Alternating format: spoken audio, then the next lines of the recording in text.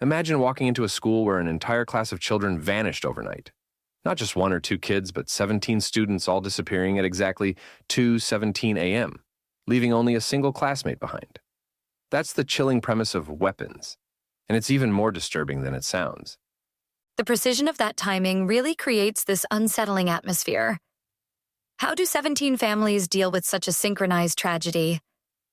Well, that's what makes this film so compelling. It explores the ripple effects through multiple perspectives. You've got Julia Garner as this determined teacher who refuses to back down, even when she's forced to take leave. The way she sneaks around, trying to piece together what happened to her students, it's both heartbreaking and intense. And those newspaper-covered windows at the remaining student's house.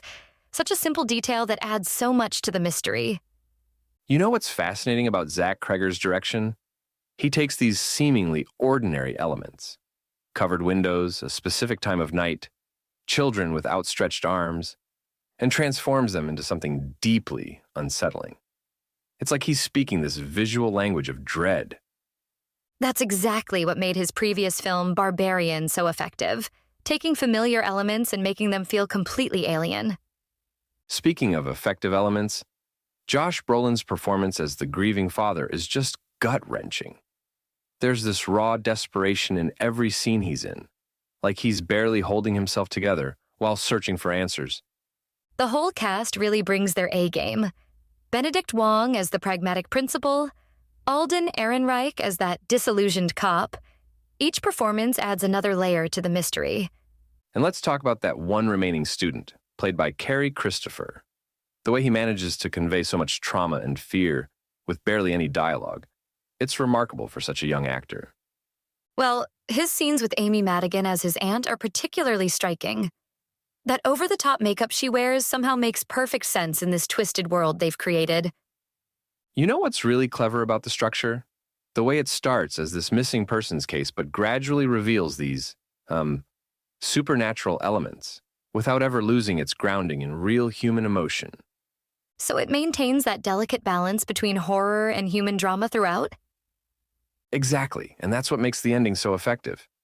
When everything finally explodes into this frenzied conclusion, it feels earned because we've spent so much time investing in these characters and their desperate search for answers.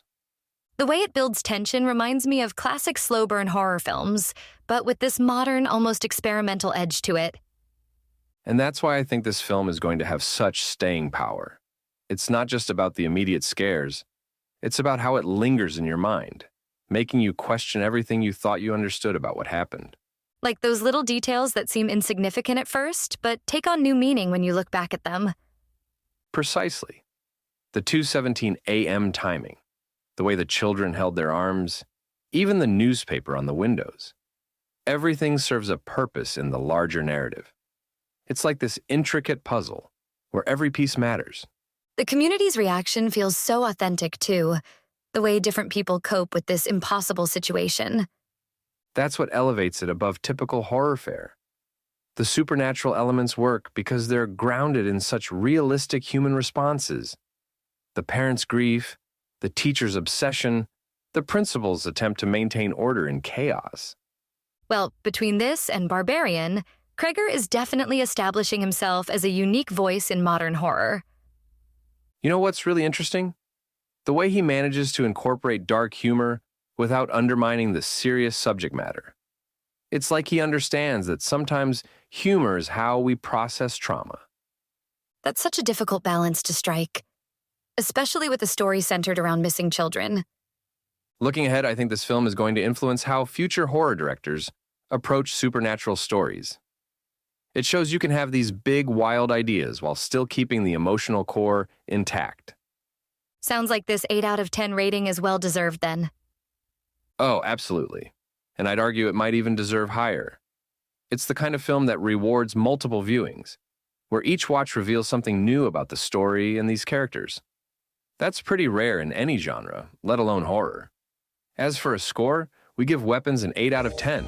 You've been listening to Movies First. Available at Apple Podcasts, Spotify, iHeartRadio, or your favourite podcast player. You can also stream on demand at Bytes.com. This has been another quality podcast production from Bytes.com.